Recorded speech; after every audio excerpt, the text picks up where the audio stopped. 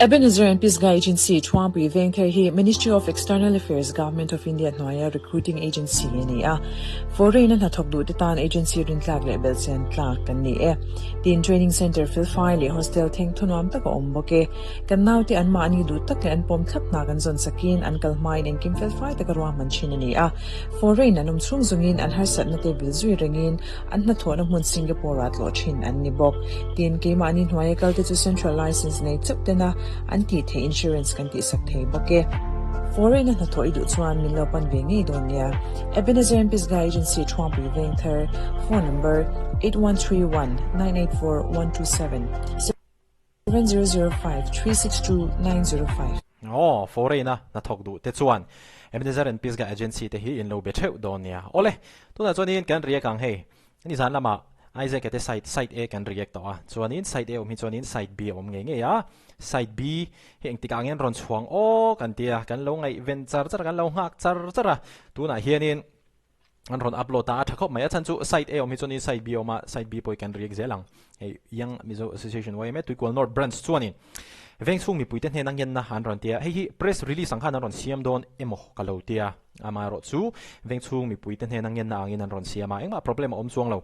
ti chuan kan chiar photanga zawa hin kan chiar chuak vek photanga chumi nuwa kan riek leng soitong khanin hlina tang sang atanga han thlir hi anga yani zaina chonin YMA te hlina tang atang kan thlir vele thungang YMA chonin kum sang ni som ni panga sang ni som ni pasari kumpuan atan rui lo do apuanga chu Tuikual North branch YMA po in chak takin kan bo zui meka chumi malak na kal zela chuan Tuikual North khotlang alo ral muana alo himjok nan kumpuan sub committee din ni in chak taka malak reng ane tunaya social media Tuikual North branch YMA malak na dem zong lekleka thudar omte awang hian poi kan ti tak zet ane tunaya kan veng chung dor pakhat chung changa the Mizoram Liquor Prohibition Amendment Act 2025 le adang te etc an ronda ta hian danin aphal lo chin zu kola te zanreya then om khoveng te tana bengcheng om thin tele wantlang konga lir thei da noka te YMA chuan film khur turin kan nge na ai zaka chungchang an he chu voinge maza ti pui ani nuin social media YMA noksak ti zonga tongkam lo om pal hi poi kan ti hle a chumi nuwa ngai dam dil na video clip asiam hi puitlin thak kan tia achunga branch YMA chu kan lom ane ti chuan Tuikual North branch YMA laka ngai dam deal turangen ngen an hilawa YMA an noklutuk ti tongkam zok kha thangthar zelten Mizorama tlom ngai pol yenber YMA hi an mutleu pha theidona alana wangin YMA thawang honan hemi thuwa hian YMA laka ngai dam deal tura ngen zok ane India khole tui mi tu po hian fundamental right kan neya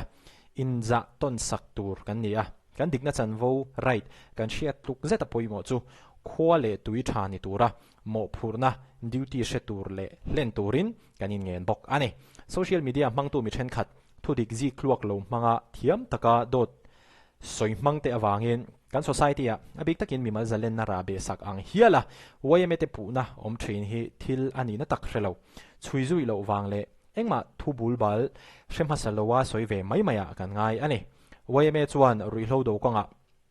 dan ang takin ma ala sunzom zelanga social media man chungchanga kan ngai dan kan soi ma in thudi krian masak tum sham turin veng mi puite kanin nge na ni ti in Tuikual North branch YMA chuanin ting hianin statement an ron siamani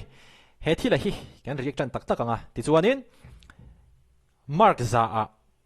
mark somruk ka pe ani kat mai na he thila hi chumo achan chu tha ti deu ka neya amaro chu thil an lak dik tok lo ti te po kha personal opinion mo mi mal ngai dan ka nei vele thawani chuwan chuanin mark somruk ka pe ani khatia kha soi photange chuanin ama sabera chuanin kan lu chil ha du chu YMA an noklu tuk te hi ni ke ka ngai dana chuanin hi chu YMA te hianin lana lo se Tuikual North branch YMA te po hianin lana lo se achan chu zu lo zuar thin te rui lo zuar thin te khotlang ta na noksak zonga lo khosa thin te laka hi chuan YMA hi nokzel ro se achan chu khotlang tiral muang tu ani hetianga an noksak hian mo enting entiang anti social elements kan ti ve mai dona mi ol samjok nan khatianga awantang ti him lo tur zong mo ka tinga lo kho sa thin te la ka hi chuanin YMA hi nok zero se pui ti na ka ni lo ke po YMA member ka nia ka support ani chu wang chuanin YMA an nok lutuk ti lam ai ma chuan hei danina phal lo chin zu akol alo kol ani chuan kin chu kan ron hriat pui ve chong lo ma ro chu alo kol aniang hetiang hian an ron soyamo chu wan chuanin danina phal lo chin zu akola te mo zan reya then om khoveng te ta na beng cheng alo siam thin na te le van tlang ko ngal lir the alo dan nok thin mo an dora mi an chol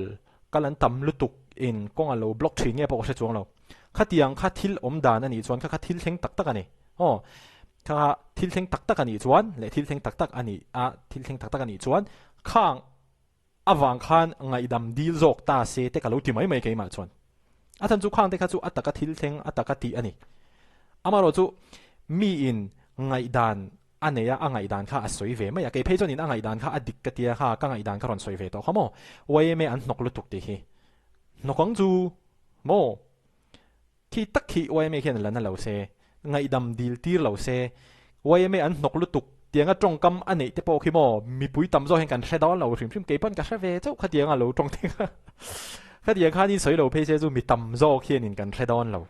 ngày đam deal tia lâu phê xe dù mi tầm rồi hiện cảnh xe đó lâu phim mà rồi ngày đam anh deal tia ra vàng khát đi YMA mà lạc na kha support anh mà support lâu anh nôm bốc ha support lâu thom ha ring em mày chú phán cho nên YMA anh nọc lụt tục thì hi adik lâu na om pon cả xe lâu cái phía trên nóc dễ sẽ cái tí đó ha cái đinh na anh cái thế bộ mà na cái mà hiện nay rủi hi bay cái khala này traffic police cái xịt mày khapa tang ha cho nên cái over smart nó thằng cái mà ha khapa tang ha cho cái nóc nó thằng amaro chu rủi tung in motor khala mi pui te ta na him don lo driver dang te ta na him don lo kan report mai cái tiếng ha chuan mà thế ama rồi chú khapa khani neng moni angai dan lo soi ta se khatiang angai dan da soi awang angai dam in dil tir lai te kha ke ma za ka issue ni tho ka din na ni tho khami khamo ama ro chu Tuikual North branch YMA te na an soi dik deu khati chu hei India khole tui mi tu te po hian right kan nei he an soi dik chi ani ama ro chu he thil an soi dik ka ti em chu inza sak ton tur kan ni kan dik na chan vo right kan she tuk che ta poi mo chu khole tui thani tura mo phur na se tur le hlen tura kan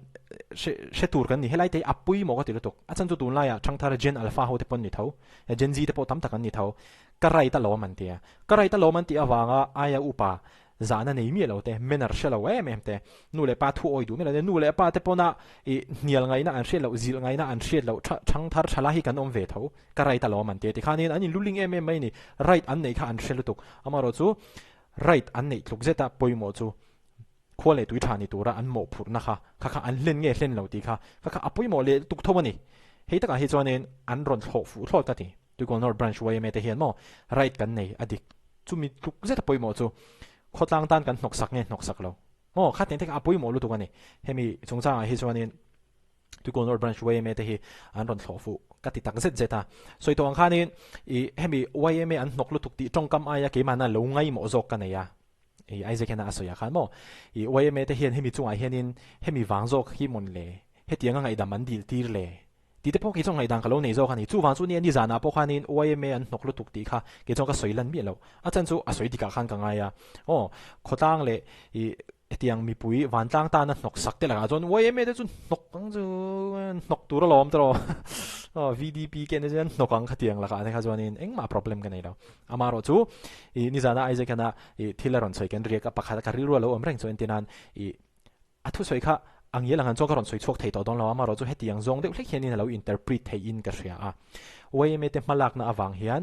business tam tak thang duang tur enge dan enge adal YMA te malak na in business tam tak mason zel na tur adal YMA malak na in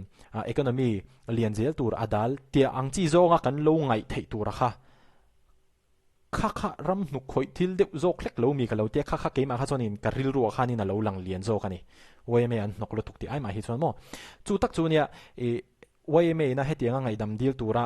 Isaac an ti hi dik nia an hriat kha an ti ni ve mai mo an mani po khan amaro chu poita chu YMA an nok lu tuk te hi mimal ngai dan ania hei taka hi mission khatin an poma an pom don lo amaro chu YMA ina hetianga hemi thuma lawanga ngai dam deal tura aphut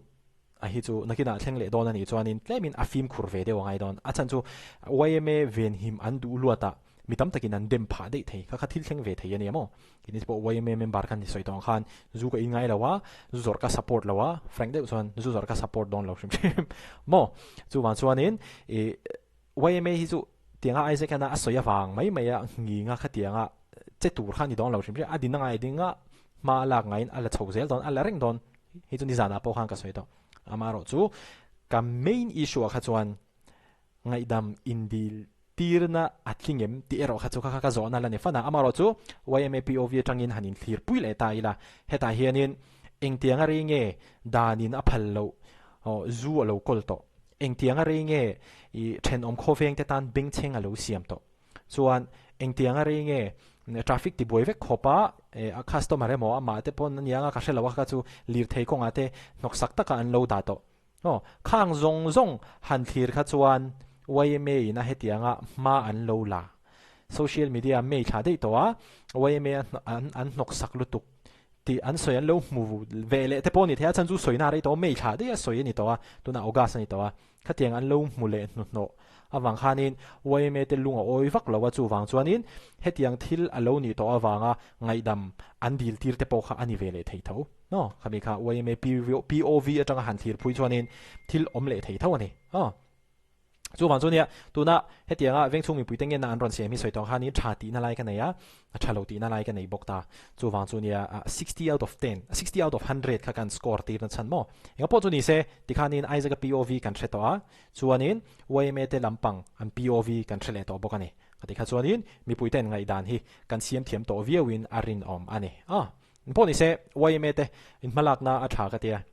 tikhanin in kalngai khanin kal zelula hetianga YMA an nok lutuk ti angchi vel mai hi chu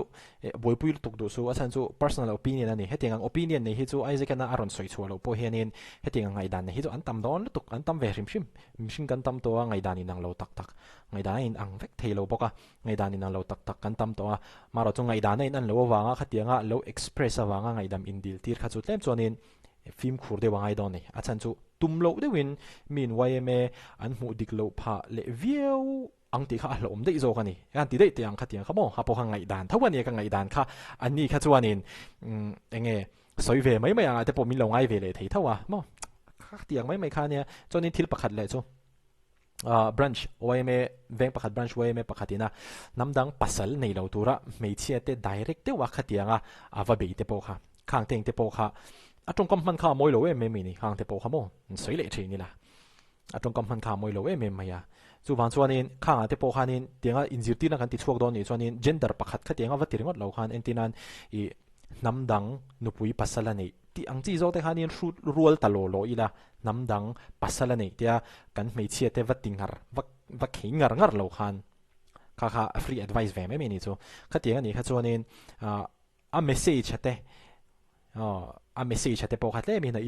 impactful de win ka ring ani poni se